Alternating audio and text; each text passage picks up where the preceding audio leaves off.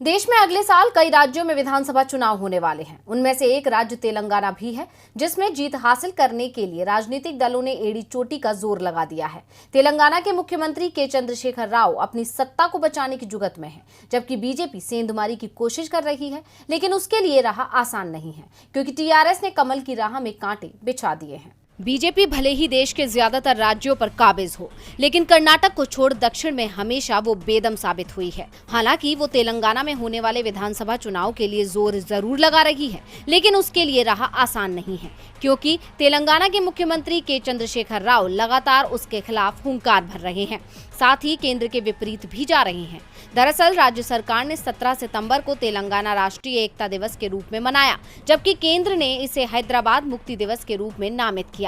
इस तकरार के बीच मुख्यमंत्री के चंद्रशेखर राव ने इशारों में बीजेपी को जमकर ललकारा और आरोप लगाया कि देश और तेलंगाना में सांप्रदायिक ताकतें समाज को बांटने और लोगों में नफरत फैलाने की कोशिश कर रही हैं। अगर धार्मिक कट्टरता बढ़ती है तो ये राष्ट्र के जीवन को नष्ट कर देगी और इसके परिणाम स्वरूप मानवीय रिश्ते बिगड़ेंगे। लोगों के बीच इस तरह का विभाजन किसी भी तरह से उचित नहीं है।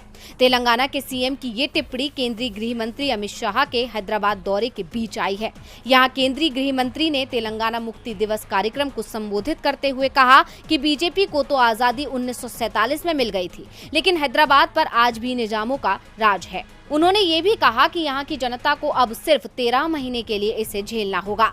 इतना ही नहीं, अमित शाह ने कहा कि राज्य के लोग आधिकारिक तौर पर हैदराबाद मुक्ति दिवस मनाना चाहते थे। विभिन्न राजनीतिक दलों के नेताओं ने इसका वादा भी किया, लेकिन सत्ता में आने के बाद उन्होंने वोट बैंक की राजनीति के कारण जश्न मनाने से इनकार कर दिया।